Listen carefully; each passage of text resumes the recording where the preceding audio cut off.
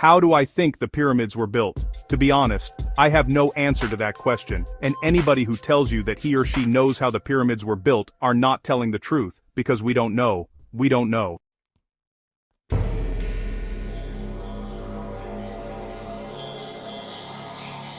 But he found evidence of deliberate burial in a very complicated, difficult cave system which you can hardly access. The archaeological establishment descended on him like a ton of bricks and tried to find all kinds of reasons why it couldn't possibly be.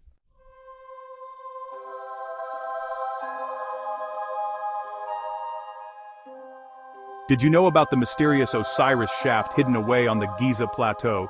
This intriguing archaeological site tucked away from the more famous Great Pyramids, and the Sphinx has a story that's slowly been coming to light over the years. While the big monuments grabbed all the early attention, the Osiris Shaft waited quietly for its turn in the spotlight.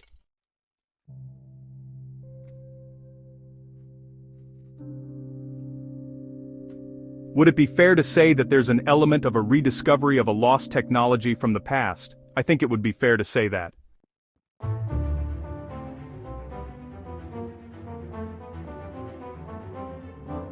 Yes, it wasn't just another hole in the ground. This shaft held secrets of ancient Egyptian civilization and their religious practices that were only beginning to be uncovered. It's fascinating to think that this place was just sitting there, known since the late 19th century, but not getting much love from explorers. They were all dazzled by the pyramids and Sphinx.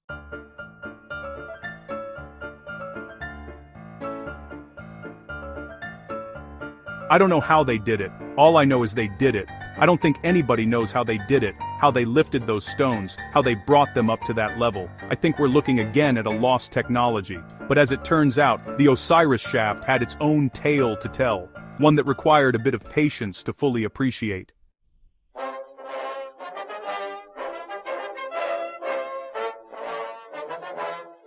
Enter the 1990s and things started to change.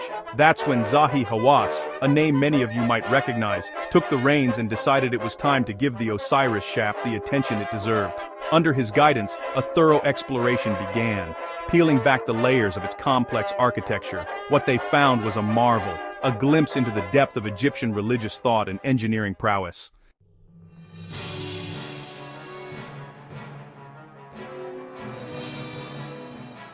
But getting to the heart of the Osiris Shaft wasn't a walk in the park. The team faced the massive challenge of pumping out water that had filled its lower levels, especially the third level that was partially underwater. But what happened a few years ago that the water began to rise in front of the Sphinx temple outside, then I was really afraid that this water can damage the Sphinx.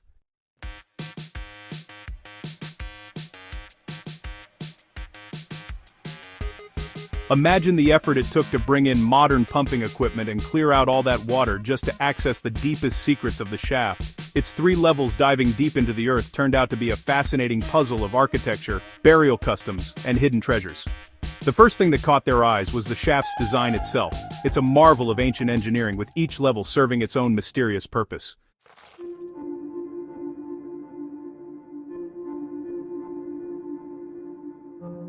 Down at the very bottom, a large stone sarcophagus sits in a chamber that's partly underwater, painting a vivid picture of the ancient Egyptian underworld right there beneath our feet. It's as if they built their own version of the afterlife hidden deep in the Giza Plateau.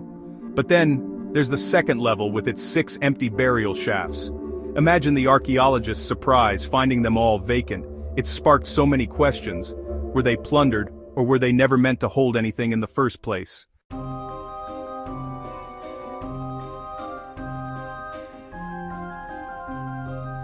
This level offers a glimpse into the burial practices and rituals of the time, even if it leaves us guessing about some of the details. Despite the lack of inscriptions, a kind of ancient billboard that could have told us exactly who made this and when, the bits and pieces found throughout the shaft speak volumes.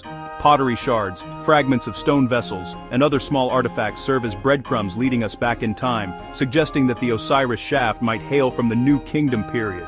It's like detective work where every clue helps build a case for when this incredible structure came into being.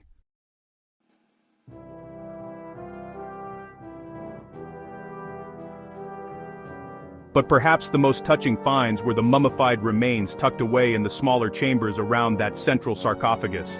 It's one thing to study the grand monuments and temples, but it's another to come face to face with the people themselves. Analyzing these remains gives us a rare peek into the lives of those who once walked the streets of ancient Egypt, what they ate, how they lived, and maybe even how they died.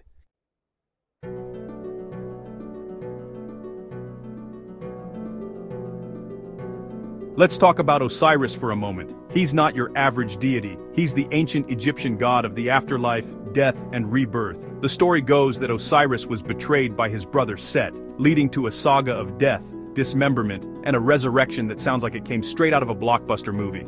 His wife Isis put him back together and brought him back to life. Osiris's story is a cornerstone of Egyptian mythology, embodying the eternal cycle of life, death, and rebirth.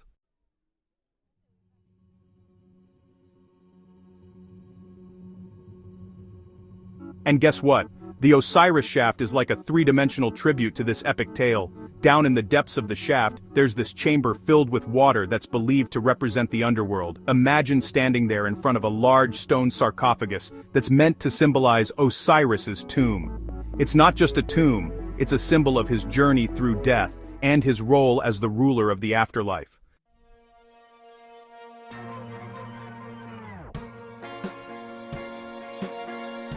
But why build such a place? Well, one theory is that the Osiris Shaft was a venue for initiation rites. Think of it as a spiritual boot camp where participants would undergo trials symbolizing death and rebirth, much like Osiris did. These rites weren't just for show. They were believed to impart secret knowledge and bring about a spiritual transformation in the initiates. Some even speculate that the shaft's design was guided by the stars, aligning with celestial bodies that the ancient Egyptians associated with Osiris and the afterlife.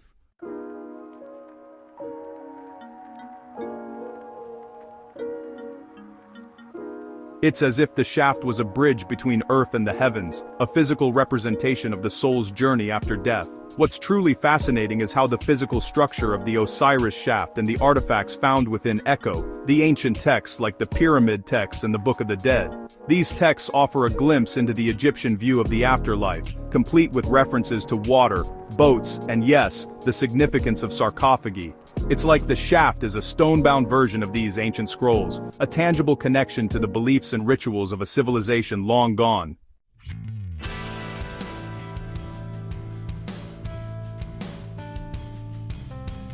Buried deep within the limestone bedrock, the Osiris Shaft is a three-level maze that masterfully blends practicality with a touch of the mystical. Let's dive into what makes the architecture and structure of the Osiris Shaft so fascinating. First off, the way this shaft was designed and built is nothing short of amazing. It shows just how advanced the ancient Egyptians were in their planning and building techniques. The precision with which they carved out these chambers from the bedrock really makes you wonder about their deep understanding of the earth beneath them.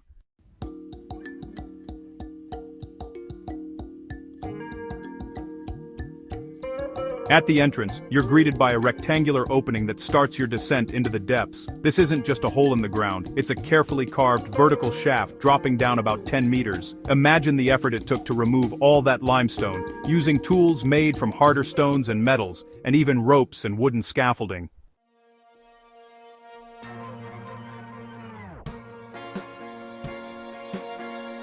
But the real intrigue starts when you go deeper to the second level. Here there's another shaft leading down another 20 meters, and this chamber is a bit more complex. These shafts could have been meant for actual burials, or perhaps as a representation of the journey to the afterlife. The third level is where things get even more dramatic. You go down another shaft and this time you're 30 meters below the surface. Here lies a large stone sarcophagus right in the center of the chamber. This isn't just a burial place. It's a symbolic representation of Osiris's tomb. The fact that this chamber is partially filled with water from the natural aquifer adds to the mystique, tying it to themes of rebirth and purification in Egyptian mythology.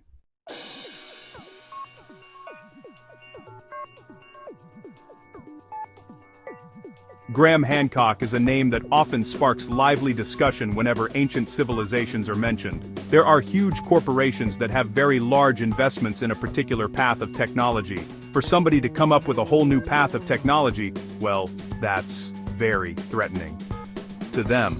Known for his captivating books like Fingerprints of the Gods and Magicians of the Gods, Hancock is no stranger to controversy, especially with his theories that challenge the mainstream archaeological narrative.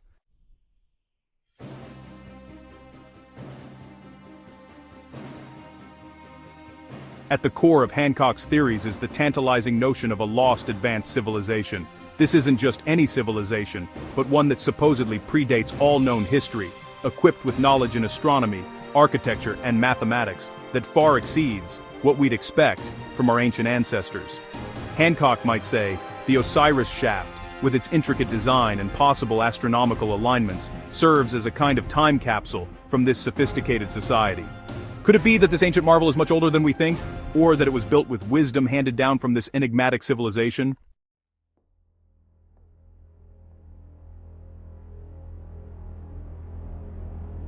Hancock's fascination doesn't stop at architecture. He's also keenly interested in how these ancient structures align with the stars. While he hasn't specifically pinpointed the Osiris Shaft in his star maps, it's easy to imagine it fitting neatly into his grand scheme of things. Could the shaft's orientation hint at a connection to celestial events or constellations tied to Osiris and the themes of death and rebirth? Hancock's work suggests that many of Egypt's ancient monuments are part of a larger, cosmic blueprint, and the Osiris Shaft might just be another piece of that puzzle.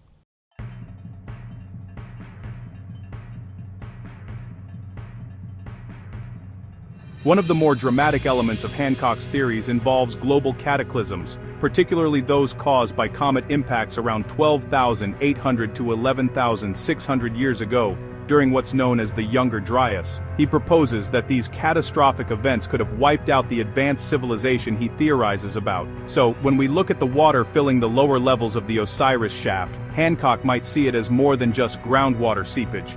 He could interpret it as a deliberate nod to the ancient deluges, a symbol of the world-altering floods that his hypothesized civilization endured.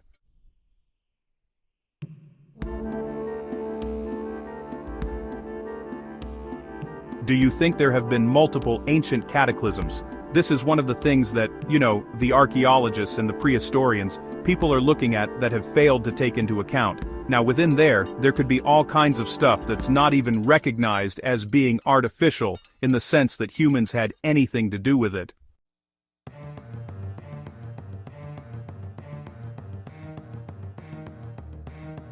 Tucked away in the heart of the Great Pyramid of Giza lies the King's Chamber, a marvel of ancient Egyptian architecture that continues to fascinate historians and visitors alike. If you look at the famous King's Chamber, its walls and the ceiling of the King's Chamber are all made with gigantic granite blocks. Imagine walking through the Grand Gallery, a corridor stretching 47 meters long and rising 8.6 meters high, to reach this iconic chamber. This journey alone, through such an expansive space, within the solid stone of the pyramid, showcases the incredible skill of ancient Egyptian builders.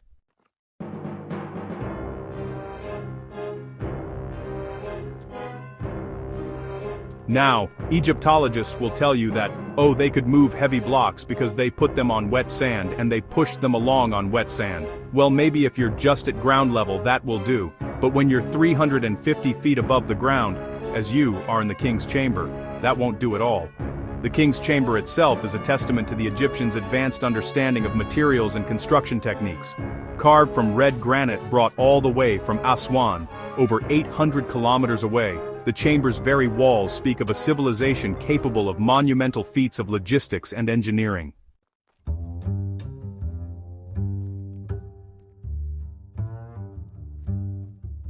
The room's dimensions, about 10.47 meters by 5.234 meters and 5.974 meters high, are thought to be imbued with symbolic meaning, perhaps aligning with celestial or pharaonic principles. If we're only looking for a mere reflection of ourselves, we could overlook it completely. I think we're getting very close to rediscovering some of the things that our ancient ancestors were up to.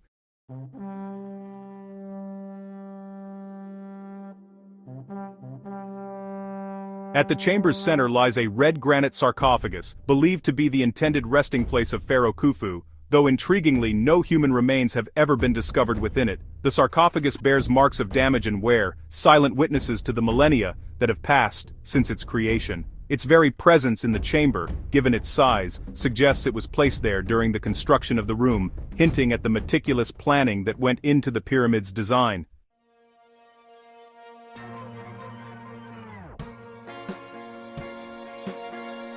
Above the chamber, an ingenious system of 5 relieving chambers helps distribute the weight of the pyramid, protecting the space below. This feature really highlights the ancient builders' sophisticated understanding of structural integrity. Additionally, the chamber's equipped with 2 narrow shafts extending to the pyramid's exterior. Initially thought to be for ventilation, these shafts are now believed to possibly serve a more symbolic purpose, maybe aligning with stars or celestial phenomena, significant to Khufu's journey in the afterlife.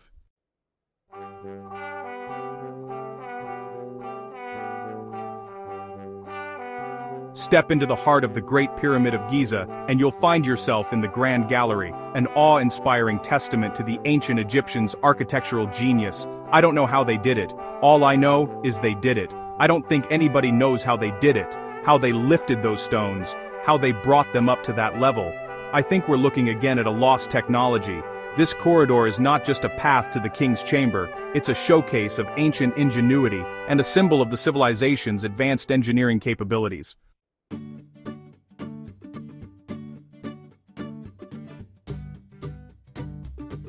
Imagine walking through this grand space with walls that narrow as you look upwards, thanks to the sophisticated corbelling technique used in its construction. This method, where each layer of stone slightly overhangs the one below, creates a dramatic narrowing effect toward the ceiling. It's a clear sign of the Egyptians' mastery in using architecture not only for structural stability, but also to inspire awe.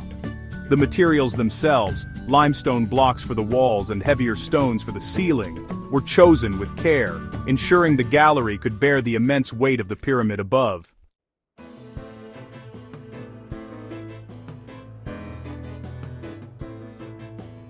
The Grand Gallery served a crucial role as the gateway to the king's chamber, possibly designed to awe and inspire those who walked its length, but its purpose might have extended beyond mere access. Some scholars suggest it played a part in the pharaoh's funeral procession, or other rituals connected to the afterlife journey. Features like the Great Step, a massive stone at the gallery's end, and various slots and holes along its walls hint at a space designed for more than simple passage, possibly aiding in the construction of the chamber.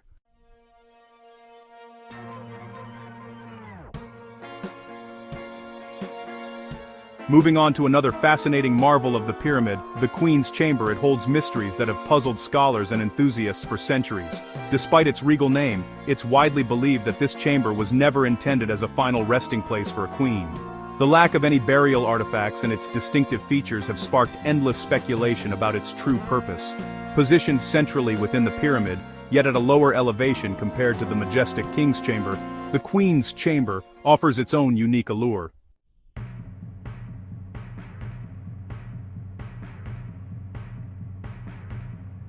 Imagine venturing about 20 meters above the ground level through a corridor extending from the Grand Gallery to discover this intriguing space. Its dimensions create an unexpectedly spacious environment, with a pointed roof reaching up towards the pyramid's core, adding to the chamber's grandeur.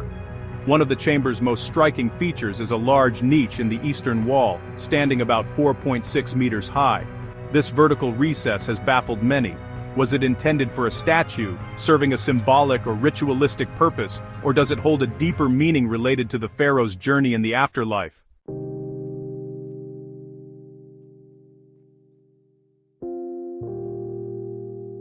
The construction technique of the chamber's roof, using corbelled layers of stone that create an inverted V-shape, mirrors the design seen in the King's Chamber, suggesting a deliberate architectural choice to ensure stability and perhaps to bear symbolic weight. Theories about the chamber's purpose are as varied as they are fascinating. Some suggest it was used for rituals related to the pharaoh's rebirth or regeneration, with the niche possibly housing a statue or symbolic object. Others propose that its location and design might reflect ancient Egyptian cosmological beliefs, or serve a more mundane purpose like distributing the pyramid's weight or housing a statue of the deceased in a cubic arrangement.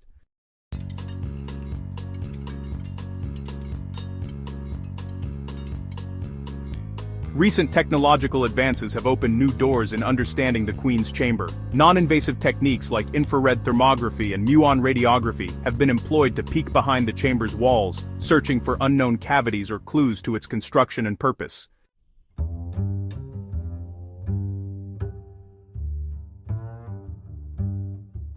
Within the Great Pyramid lies another mystery, its air shafts and the Subterranean Chamber. Features as fascinating as they are puzzling. The air shafts, narrow corridors carved into the stone, stretch from the king's and queen's chambers to the pyramid's exterior. These aren't your average architectural elements. Their design, discovery, and speculated purposes are a treasure trove of intrigue and speculation.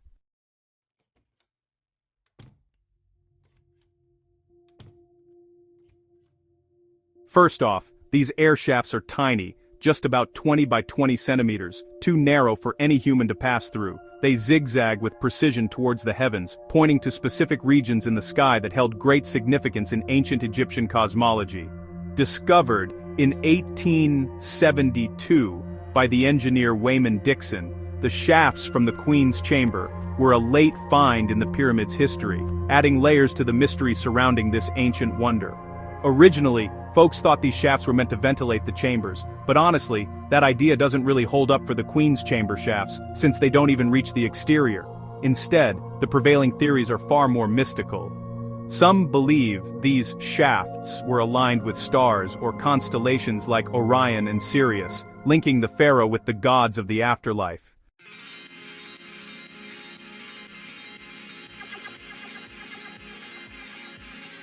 The intrigue doesn't end there. With modern tech, robotic cameras probe these shafts, uncovering doors and chambers within, deepening the mystery. What were these ancient engineers up to? The plot thickens with the Subterranean Chamber, a rough-hewn space carved into the bedrock. Unlike the finished elegance of the pyramid's upper chambers, this one's all raw edges and mystery, suggesting it was abandoned mid-construction. Was it intended as Khufu's original tomb, a symbolic underworld, or something more practical like a flood defense? Theories abound, but no one's quite cracked the code.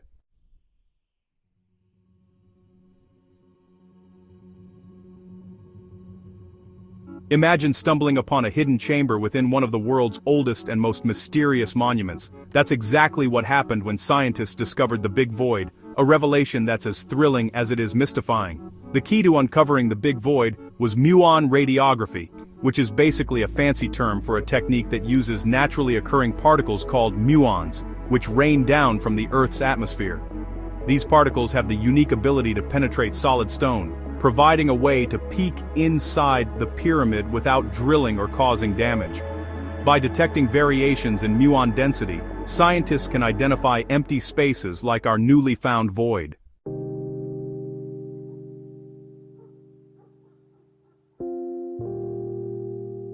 This discovery was the result of international teamwork, part of the Scan Pyramids project, which brought together experts from around the globe to explore the pyramid's innermost secrets. So, what do we know about the Big Void? Well, it's situated above the Grand Gallery, a known cavity within the pyramid, and stretches for at least 30 meters, roughly the length of the gallery below. Its size suggests it was a significant part of the pyramid's design, but its purpose remains a tantalizing mystery. Was it intended to relieve weight from the Grand Gallery below, a hidden chamber for ceremonies, or perhaps just an architectural quirk? The truth is, we're not quite sure yet.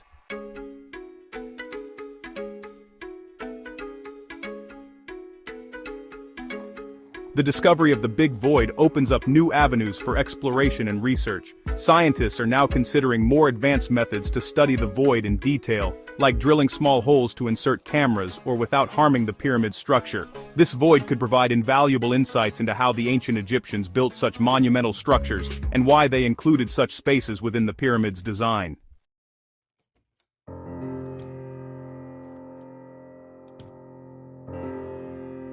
Each new discovery within the Great Pyramid is a piece of the puzzle in understanding one of humanity's most remarkable achievements. The Big Void isn't just an empty space, it's a reminder of the mysteries still waiting to be solved and the stories of the past yet to be told. So this, if it were true, and it is true, would put the Sphinx back to a much earlier period, which would tie in with Schaller's work and John Anthony West's subsequent work, that there were indications that dynastic Egypt as we know it going back to about 3000 BC was really a legacy of what I call now an earlier cycle of civilization.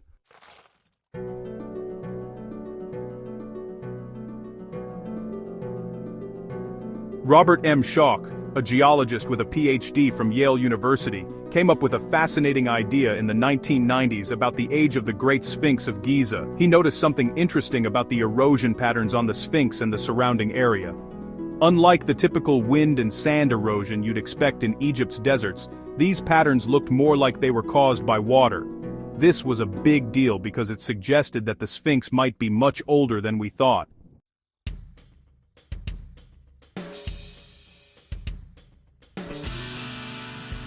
Now, Graham Hancock, a well-known British author who loves digging into ancient mysteries, found Schoch's theory really interesting and started supporting it. Since the early 1990s, question marks have been raised over the age of the Great Sphinx of Giza in Egypt. Egyptologists think it's about 4,500 years old, although there's not a shred of inscription evidence to support this date. Independent researcher John Anthony West and Robert Schoch, professor of geology at Boston University, have made a case that the Sphinx must be much older than that.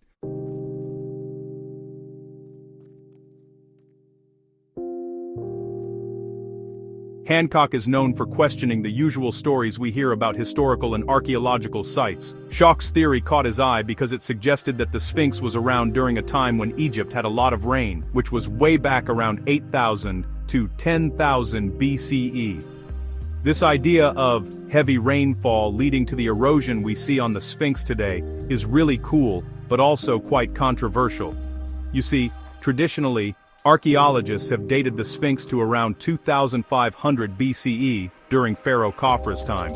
They base this on where the Sphinx is located in the Giza pyramid complex and how it looks compared to other stuff from that period.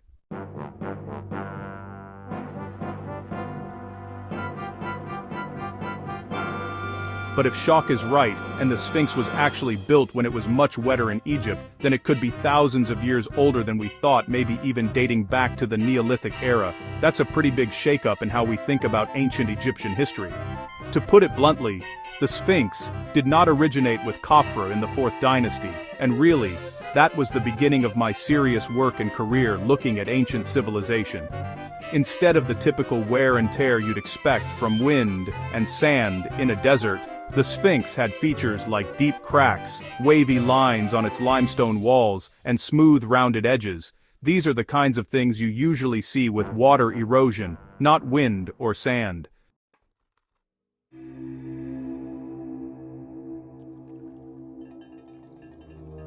Now, the Sphinx is made out of limestone, which is pretty easy for water to wear down. And what's interesting is that this limestone is made up of different layers, some harder than others. Schoch saw that the water erosion affected these layers in a way that you wouldn't really see if it was just wind and sand doing the damage. But here's where it gets even more intriguing. Schoch looked at the climate history of the Sahara Desert and the Giza area, and found out that way back between 10,000 and 5,000 BCE, this place wasn't the dry desert we know today.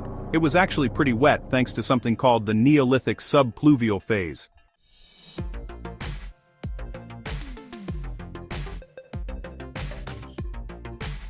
We know there were ultra-hyper-arid Sahara conditions on the Giza Plateau for the last 5,000 or so years, and this ties in with the origins of civilization according to the standard story, which is that civilization began between 4,000 and 3,000 BCE. This was a time when there was a lot more rain, so Schoch thinks that this rainy period might have caused the kind of water erosion we see on the Sphinx, suggesting it's much older than we thought, maybe even dating back to these wetter times.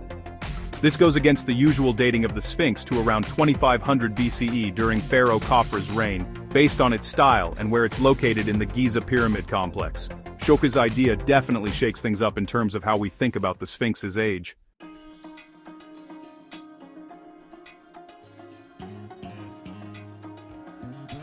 So, Robert Schoch didn't just look at the Sphinx in isolation when he was thinking about this whole water erosion idea. He actually compared the wear and tear on the Sphinx with other ancient limestone sites that had been exposed to a lot of rain.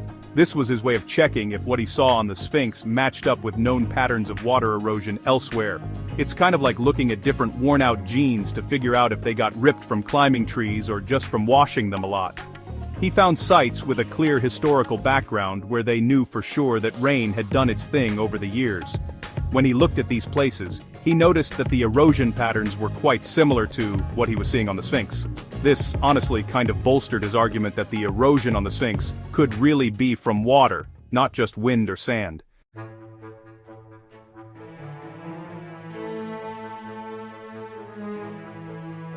You look at the evidence and that's really where I was coming from, but my point is that even in the late 1980s, early 1990s when I first got involved with this, if I looked at it critically, the evidence was not that definitive for the age of the Sphinx. Schoch's approach was pretty comprehensive. He wasn't just a geologist looking at rocks, he was also considering the weather patterns from thousands of years ago and what archaeologists were saying about these ancient sites. It's like he was piecing together a big jigsaw puzzle from different fields of study. But of course, there are always different sides to a story. Some critics pointed out that the erosion could be due to other natural processes unique to the Giza area, like fluctuations in groundwater or the way certain chemicals in the air might wear down the rock.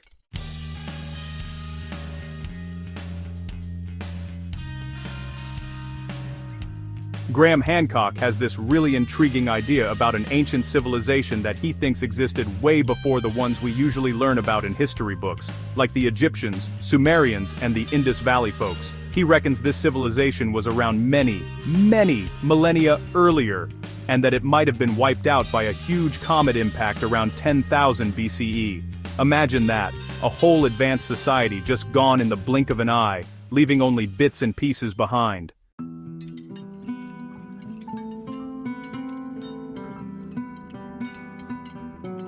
And here's where it gets even more interesting. Hancock thinks this civilization wasn't just hanging out in one spot, it was all over the place, having a global influence. He suggests that after whatever disaster hit them, the survivors might have traveled far and wide, sharing their knowledge and helping kickstart other ancient cultures. Hancock dives into myths and oral traditions from all over the world too. He's not just dismissing these stories as old wives' tales but considering them as potential historical records. For example, he's really interested in the flood myths that pop up in different cultures. He thinks these might be a collective memory of a real event that had a huge impact on this lost civilization.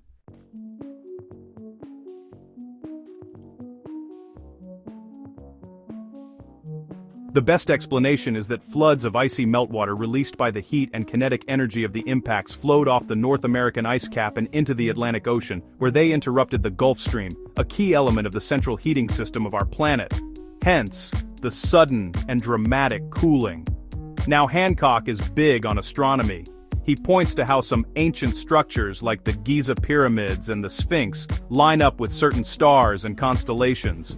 He thinks this isn't just a coincidence but a sign of advanced astronomical knowledge. He's also into the idea that these ancient folks understood the precession of the equinoxes. That's a fancy term for a slow shift in Earth's rotation over a 26,000-year cycle.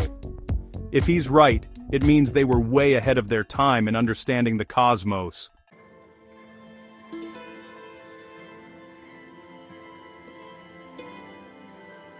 Graham Hancock has this captivating theory about ancient civilizations and their architectural wonders. He's really into how these old structures like the pyramids in Egypt, Stonehenge, and those incredible megalithic sites in South America show off some serious engineering and architectural skills. Hancock reckons that to build these things with such precision and detail, those ancient folks must have had some advanced knowledge and technology that we don't usually give them credit for.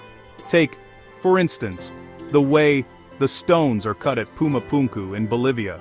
Hancock points out that the cuts are so precise, it's as if they had access to some really advanced tools.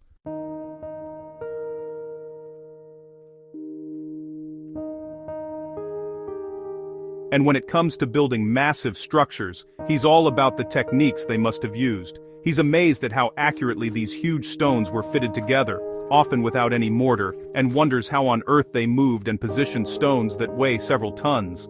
This isn't just your everyday heavy lifting, we're talking about some serious know-how in engineering, and possibly some clever uses of leverage and pulley systems.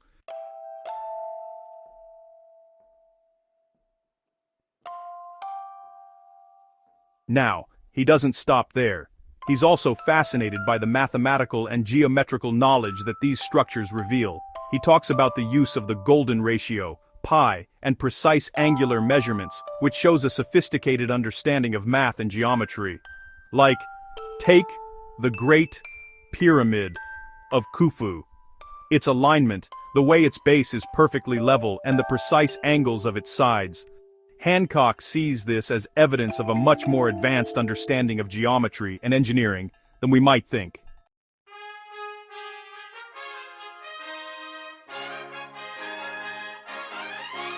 Then there are the monumental buildings in Mesoamerica, such as the Pyramid of the Sun at Teotihuacan and the Mayan pyramids. Hancock highlights their architectural sophistication, urban planning, and the use of large stone blocks. All of this, to him, points to a level of technological proficiency and knowledge that goes way beyond what we've traditionally thought was possible for these ancient cultures.